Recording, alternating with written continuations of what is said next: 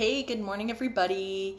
It is day 58, spiritual health care. It's day 58. That's which is pretty great. So today is going to be fantastic, and it's going to be about decisions. Decisions. It's all about decisions today, and what it looks like to make one with integrity, and how fear in our situations and lives and whatnot can start to alter that decision making. So we've got a lot to talk about today. Good morning, everybody. Good morning, everyone. It's so nice to see all of you. It's a lovely day here. I hope you guys are having a great day as well. We finally have some warm weather, and then it's all gonna go to hell tomorrow. So it's just like last day of nice weather here. Good morning, everyone. It's nice to see you. Nice to see everybody. It's always good to see everybody logging in this morning. I hope some of you guys thought about some of those decisions and things like that last night. I hope you guys had some really good aha moments and whatnot. Good morning, Lori. Good morning, Patricia. Good morning, everyone. It's nice to see you. It's so good to see everybody. Good morning, Ed. Nice to see you. Nigel and Will, nice to see you guys. It's also awesome. It's awesome. Today is going to be great, and I'm looking forward as well to giving you guys the to do at the end, because I think you guys are going to find it fascinating. It's really cool.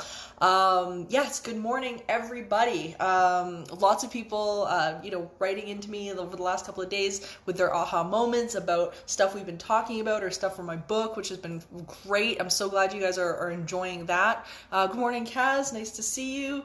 We missed you too. Yeah, we missed you too. You weren't there yesterday, so you start to notice when certain people aren't there. It's awesome. But I'm so glad to see everyone is back this morning and ready to do some good healthcare work.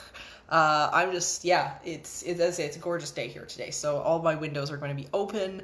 It's going to be really nice. My snake got me up early this morning. He was like in a huge mess in his tank. Like it was a disaster. He'd pulled all this stuff off of his wall, and it was like he was in a huge mess this morning. Good morning, Nigel. Good morning, Marge. It's nice to see you guys this morning. It's lovely. It's so lovely out, and we've got a beautiful Sunday ahead of us, which is so great. So I'm looking forward to delving into all of this today. It's going to be so much fun. And Will is saying his aha came from this morning from my book when he read that trusting yourself to handle what other people do is really the definition of trust. And it really is.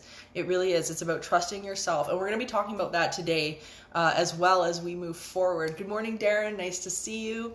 It's always so good to see everybody this morning. The other thing that I wanted to chat about today was it's been an interesting article actually that's come up a number of times since quarantine, and there's been lots of discussion about it. And it's come from paranormal researcher John Kenney. Pretty notable researcher, sort of into the UFO side of things a little bit. So this article is very fascinating. We're going to talk about that also. Good morning, Dan. Sorry you're having Facebook issues. That's always a pain in the butt. Facebook is Facebook, but I've noticed it's gotten better. Like since quarantine has started, I think it's come to terms with the fact that it's going to be overloaded and there's not as much of a problem anymore. I don't know if you guys have noticed that, but I've definitely noticed that over the last little while. So the live stream seems to have been going a little bit easier and flowing a little easier. Good morning, Matt. Good morning, Des. Good to see everyone. So let's delve into this a little bit, you guys. So the article that, before we get into the decision-making portion of all of this, I hope you guys thought about some of those major decisions, or maybe they're more minor decisions within your experience that you can bring to the table today, because I want to talk about that. But the first thing is Coast to Coast AM.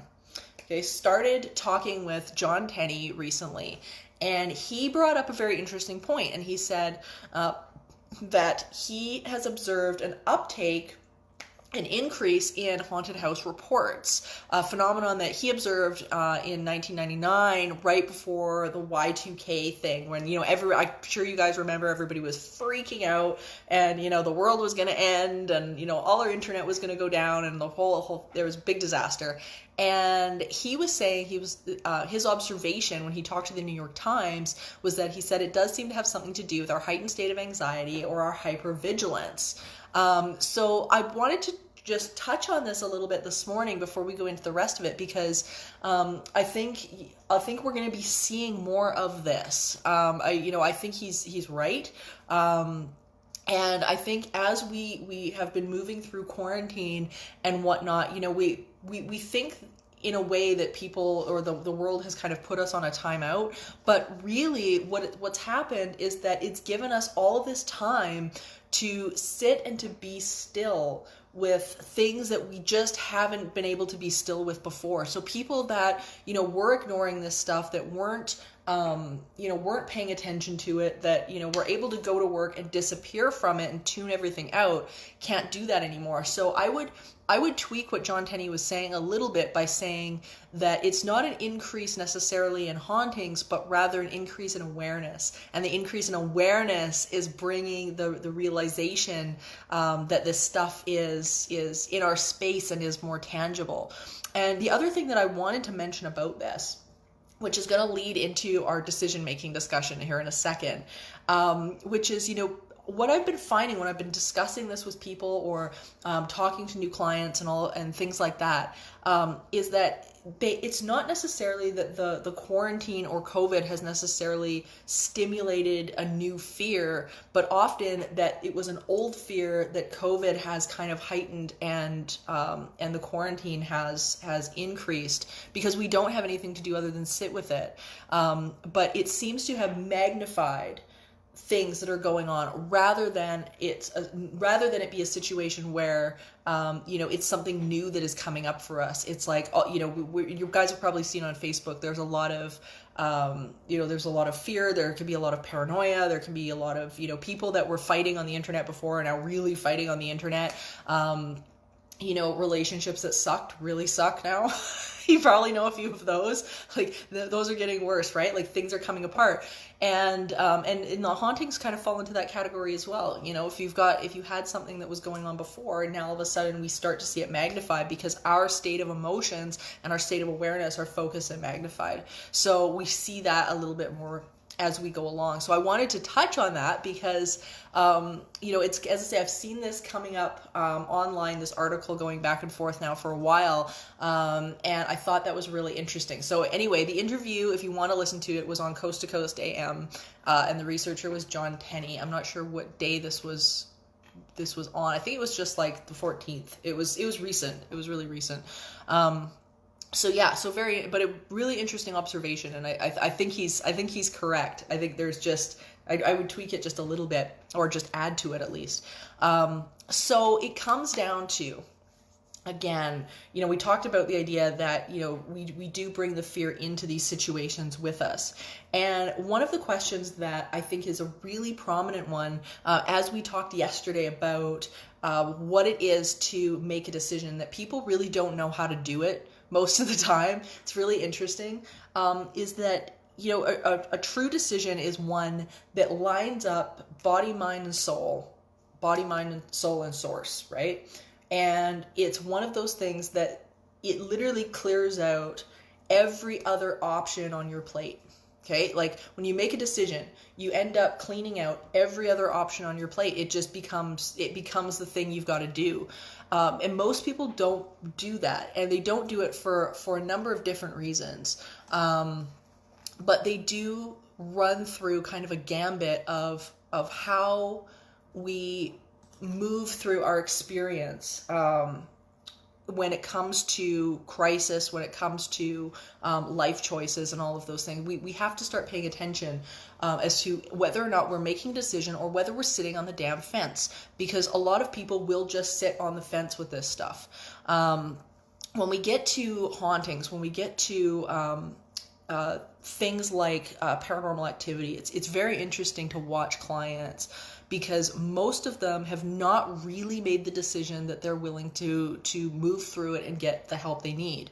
And I see this process a lot with people. And part of the teaching the living for me is getting that person and seeing how invested they are in actually doing the work and doing their own healing. Because usually they either, they might back away from it, or they have discovered that they've made the event whether it be, you know, a haunted place that they've been in for a really long time, or whether it be a painful place that they've been in for a really long time, a traumatic place, something that happened to them when they were a kid, but they end up taking the pain and making it their cause. They take their pain and they make it their purpose. And that's a big problem, because when you turn around and ask them, who are you without the pain? They don't have an answer. They won't have an answer for you. So the problem with this, because oftentimes we hear people say, you know, okay, I'm going to, you know, take what happened to me and I'm going to turn it into a cause. I'm going to make this into some sort of a, you know, a life purpose type idea. But the problem with this is really simple, which is, in order to fulfill that purpose now, you have to stay broken. That's the problem. So if your pain has become your purpose, if you have made that into your cause, then you are now invested in staying broken. And the people that are surrounding your purpose are also invested in you staying broken. So when we get a situation like this, and especially, as I say, I see it with paranormal activity all the time, but I see it also in just people in their day-to-day experience with this stuff. And we have to decide where we are making these decisions from. At what point are you making this decision with that level of alignment? Because if you're making it from this place of pain, it's not going to work out. It's just not going to turn out well for you. It won't. And people who are hanging on to that when they're dealing with a haunting, or they're dealing with, you know, COVID, or they're dealing with, you know, a situation in their relationship, or, you know, their work, or anything like that, then we have to start to understand which part of that alignment isn't in sync. And if we're making it, as I say, from that place of pain and dysfunction, it's not gonna work. So this is about, really, it's about integrity. It's about self-integrity. So when we start to look at what it is we're doing and moving forward, then we have to begin to understand, but not overanalyze, because that's something people get into as well. Not overanalyze exactly where we're going in terms of where that brokenness actually is. We got to be able to isolate it and figure it out. So one of the ways to do this, which I think is really a good idea, is to start to name the fears. Name the fears, because people, I'm telling you, indecision can probably be one of the most crippling things that you can probably end up stuck in. So many people so indecisive. And this is what I mean when I say that a lot of people can't make a decision. They really sit on the fence. We all know those people too, that, like, you know, they never, trying to get them to commit to one thing or another is like trying to nail Jello to the wall.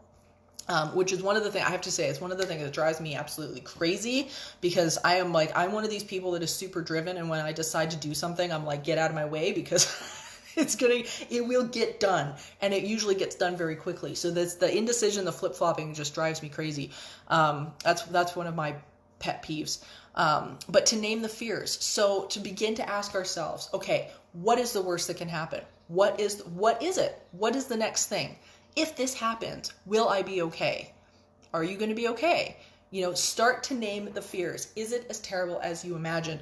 One of the best questions to do this with is, you know, to turn around and say, for example, you know, you might want to write in your journal, you know, I'm afraid if I make this decision, this will happen. And then right after that, ask the question, why? Why? You might write something else down. And after you write that next answer down, ask why. And start piecing out what it is that is the root of what is actually causing the indecision. Ask the question why, and you're going to over and over and over again, to every single answer that you give, you're going to find that you're going to dig to the root of something that you probably have not expected. So name the fears. That's a big one. The other thing that really hangs people up with decision making, especially over their healing, is just the shoulds. Probably one of the best ways to describe it is the shoulds. It's like a condition.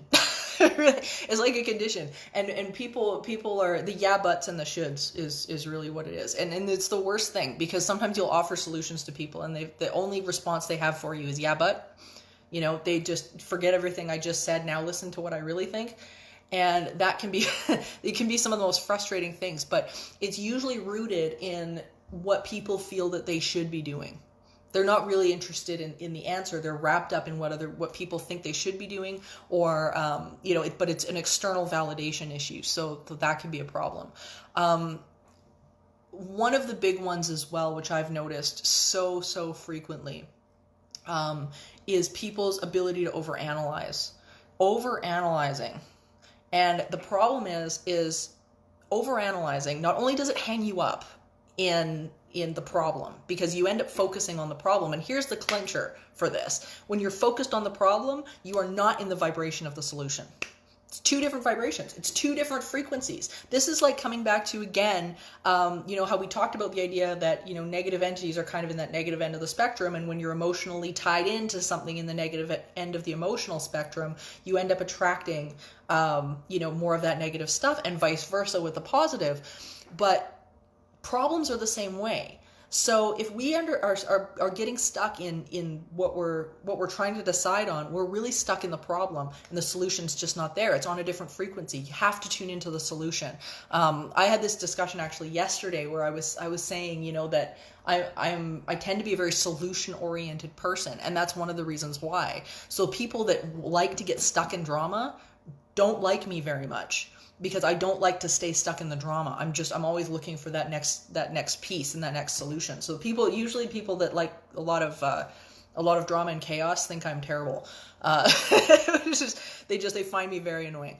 But overanalyzing is really tough. It's really tough. And I think all of us fall into this category, especially people with anxiety, and stuff like that, because you end up replaying situations in your head over and over and over again. But the problem with overanalyzing as well, that we don't think about, is that sometimes it becomes an excuse to not do the healing, or not do the thing, or not do the one thing that we wanted to do, or to push forward. Because what I've noticed with some people is that they will overanalyze a situation again and again and again, or overanalyze themselves or whatever it is, and use that as the crutch to not move forward. And that becomes a real big problem as well, because that's not going to, there comes a point where you just have to do the thing. There's just no more, there's no more thinking about it anymore. So you can get stuck in your own head, and it becomes like a loop that, that's not so good also. So there's a number of things that, as I say, they get us stuck, and we have to start to be aware of. And to start to ask yourself the question, do you know who you are without the broken pieces, without the broken part, or the part that you see as broken? It really becomes such a fundamental question. And if the answer is no, then I would challenge that the problem might be the idea that you have made the pain the purpose. And you see that sometimes with people who are chronically ill as well, people who just don't really ever seem to get better, over and over and over again, and that's all they will talk about. I did a bunch of interviews at a sort of this hospice rehabilitation hospital that we have in here in Edmonton, and haunted, and it's an amazing building. It's one of the oldest hospitals in Edmonton. And I did some interviews there with some patients who had been there for like 17 years, because there's some people that are just residents there. And it was very interesting, because every one of them that introduced themselves to me with their problem, with their pain. It was, my name is so-and-so, and my problem is blank, and let me tell you about my problem. And they would spend, a good 5, 10, 15 minutes on their problem, and then they would turn around and, eventually get to the point where they said, oh yeah, and by the way, I saw something paranormal. So it's very interesting when you talk to people who are rooted in some of this, and that has really become their purpose. When you ask them, do you have a hobby? Do you have, questions that they should have answers to, and oftentimes they will go right back into, oh, well, I did have a hobby, but now I can't do, or, they tie it right back into that problem again. So it's really intriguing. So part of making, as we kind of move forward, part of making this decision, and making these decisions comes from understanding, as I say, that alignment. So that heart, mind, body, are they all acting in integrity? Are they acting as one? Can we look at our behavior when we look back on our day? Is that in alignment with what it is we want to be doing and projecting and putting forward? And when we make these decisions, and sometimes those decisions have to be made in a split second, right? Sometimes they just do. Sometimes that, we run into a situation where there's an emergency and big decisions have to be made really quickly. But being able to take a step back and being able to take a bead on what it is that we want to be asserting in our experience. Is it kind? Is it necessary? How are we going to feel? How are we feeling about it on different levels of our being, and start to think about that, be able to get still, and make a decision not from our heads, right? Because sometimes our heads will get wrapped up in thinking and it goes overboard.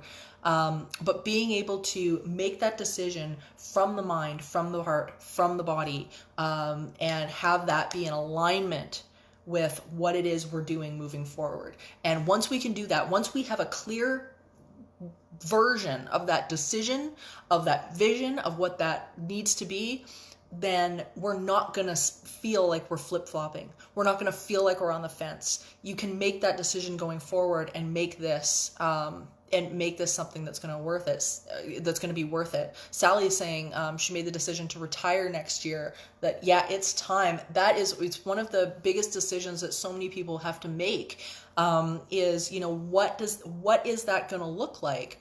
And just to not stop at the decision point either. What is that going to look like? And that can be some of the most fun things, is to be able to be in that place where you get to choose. You get to choose. And this is the other thing, I had this great discussion yesterday about exactly this, and which inspired part of this class. And the conversation, we were talking about people who, were interacting with rage, who were interacting with anger, for people who were interacting with all of these, some, toxic people or people with toxic traits and stuff like that. And the one thing I had said during that time, and I firmly believe this because this was a huge aha moment for me, is you get to choose how you're going to participate. You get to choose. And that in and of itself is a decision. And when you can make the decision how you want to be and interact with people, then you get to pick how you want to move forward in your experience with everything. So for me, people that like yell and scream and rant and rave, I'm out. Like that's a decision that I made. That's a decision I made a long time ago, where I just like people that are like rant and rave and like throw tantrums. I'm done. Nope. I'm done. I'm out. I'm out. It's like, I can't do it. I can't operate, on that level with people. It's immature and I can't do it. So stuff like that. So, that was a decision for me. Not dealing with underhanded behavior. That's another decision I made, very early on, actually. It's come in handy often, because what I have found that has been so useful about that is that when I start to see it, then that I don't have to make a decision anymore. Once that decision is made, it's done. It's done. I don't have to make that decision again. I can turn around at that point and say, you know what? This isn't working for me. So that's the great thing about making clear choices, about making clear decisions, because it's not a one-time thing. Or it doesn't have to be something you do over and over. It can be a one-time decision, when it comes to things like that. Because once you're in alignment with, again, body, mind, soul, when you're making that decision, body, mind, source, when stuff starts to come up that's bumping against that, it makes it real clear. And because you're clear, they get the message. And it's a really, really good thing to be able to practice and do. As I say, for me, toxic energy from people, I don't do it. I just don't do it. And I have to deal with it sometimes, because especially in this industry, and whatnot, you get some pretty crazy stuff, like crazy as hell sometimes. But it makes it a very easy choice, to turn around and continue to keep engaging. One thing that I've had happen before, I'll give you guys a great example of this actually, is where I've had people who have, like, especially like even during this quarantine and things like that, they think I'm just at home, like doing nothing. Like they don't get the fact that, like, I'm running 2 businesses and I'm trying to rebuild areas of it that I don't know what's going to happen, right? Live shows and live tours and all of that kind of thing. I have no idea what's going to happen. So I've been really busy rebuilding courses and all of that kind of thing. And people that decide that they are going to, and you guys have probably had this happen as well, tell you that they are not being paid attention, that you should be paying attention and putting your attention on them by messaging them or whatever. And very verbal about it. It's very interesting how entitled people get during quarantine, and turning around and feeling entitled to your time, not willing to reach out themselves, but they're, and so I find it I found very interesting. And I've put a clear stop to that over the last little while, where I've just said, the damn messenger works both ways. You can bloody message me. I'm the one with the jobs. You sitting at home watching Netflix. What are you doing? So I don't have time for that. I don't have time for that. And so you've got to be able to put that boundary up and say, look, I've made a decision. I don't play that way. I don't do that. I'm not doing that. If you want to message me, then message me. But I'll get back to you when I get back to you. So you got to put those boundaries up and set those expectations. And if you've got people that are going behind your back and saying this, that, and the other thing, and you're not paying enough attention to them or whatever, then it's like, you can't do anything about that. That's fine.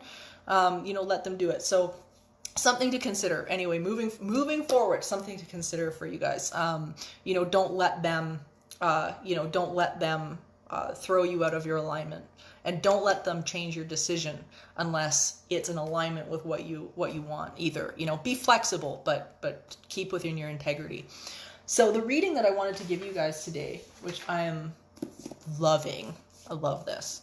It's from Faith in the Valley by Miss Ayanla Van Zandt. And I loved this bit about decisions. So check this out, you guys. Everybody wants everything their way all the time. Everybody thinks everybody else is wrong most of the time. When things don't go the way they want them to go, we get mad. Then we blame somebody or anybody for not getting our way. That's what it's about. We get angry when we don't get our way. Just like children, we pout, stamp our feet, swear under our breath, and promise ourselves that one day we will have our way. Unfortunately, we didn't know how to have our way without pain, anger, and confusion until today. You can have your way easily and effortlessly. You can have what you want, when you want it, the way you want it, without fighting, struggling, or being pissed off. You can have as much as you want of whatever it is, in whatever size, quantity, or style you desire. In order for this to happen, you must fulfill one tiny requirement. Make the decision. Once you decide, don't waver or falter or doubt or accept anything less than what you've decided on. Don't get mad or impatient or fearful that it won't show up. Once you make the decision, trust that things will fall into place and show up at the right time. So good. So good. And let me tell you the truth in this, okay? So here's the other thing. This is the other thing about decision making. I have to tell you, the other thing about this, when you are clear, when that's in alignment and you make the decision from that perspective, let me tell you, stuff will start happening. Stuff will start moving that will blow your mind. It will blow your mind. The universe has this way of being able to reorchestrate and arrange things and bend worlds.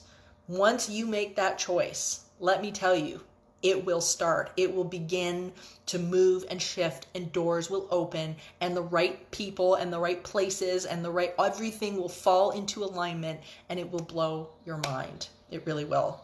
But you've got to be firm. You've got to know. You've got to be firm with that choice. So the to-do that I wanted to give you guys today, because we talked a little bit about fear, we talked about this yesterday as well, and some of the differences between, phobias and fears and the stories we're telling ourselves, and how do we separate intuition from that, and blah, all of this crazy.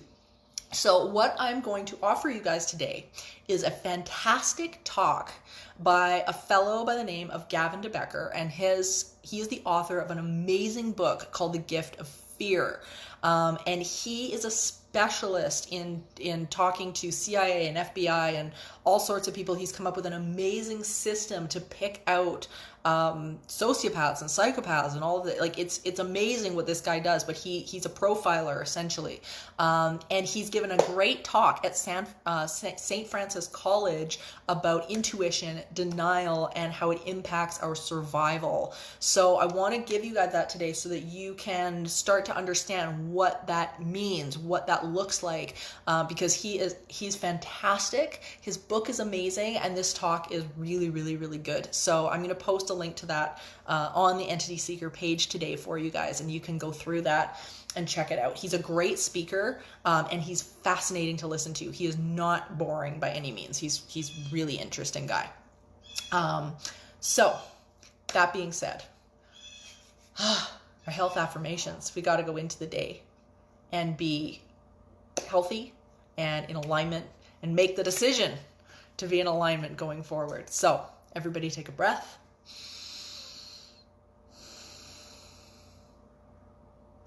It is natural for my body to be well. Even if I don't know what to do in order to get better, my body does. I have trillions of cells with individual consciousness, and they know how to achieve their individual balance. When this condition began, I didn't know what I know now, and I don't need to understand the cause of this illness.